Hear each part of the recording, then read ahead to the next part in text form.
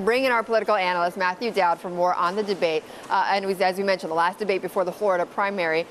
So far, the debates, as you just saw, have helped Gingrich in many ways. But did this one, Matt, in your view, actually help Gingrich at all? Well, it's interesting. If you look at this, if there was a table of coffee before the debate and Mitt Romney walked up and Gingrich walked up, one got caffeine and the other seemed to get decaf. Because in this debate, Mitt Romney, I think won overwhelmingly in this. There's almost a complete reversal of fortunes from this week to last week when you had Newt Gingrich win 2 debates going into South Carolina and then win South Carolina. It didn't seem to matter what was going on TV.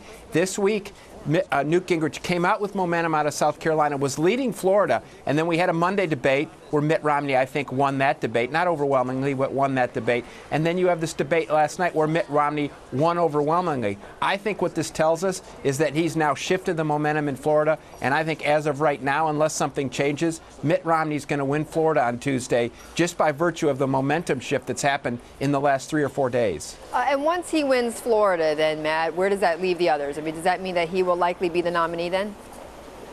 Well, many people have tried to predict this race, and every time something happens, we think it's going in one way.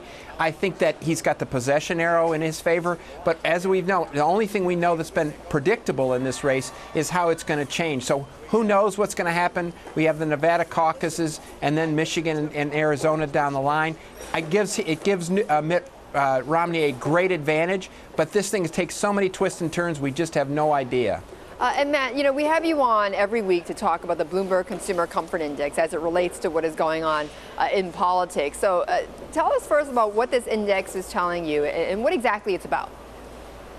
Well, the index is a 4-week rolling average of 3 variables that are factored in about Americans' perceptions on things. It is the state of the economy, personal finances, and whether or not Americans think it's a good time to buy. And every week they drop out the last week and add a new week. And so it's a general sense of Americans' own sense of themselves and the whole economy. And as of this week, the overall index is back rising again. It took a little dip last week, but it's back rising again. And I think you'll see that going up and continuing up along the way, which is a benefit to Barack Obama. But Betty, the most important part of this, you can break this index out into various demographics.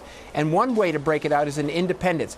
And independents' perception of the economy and their finances has continued to basically rise, and it's now at the highest level since April.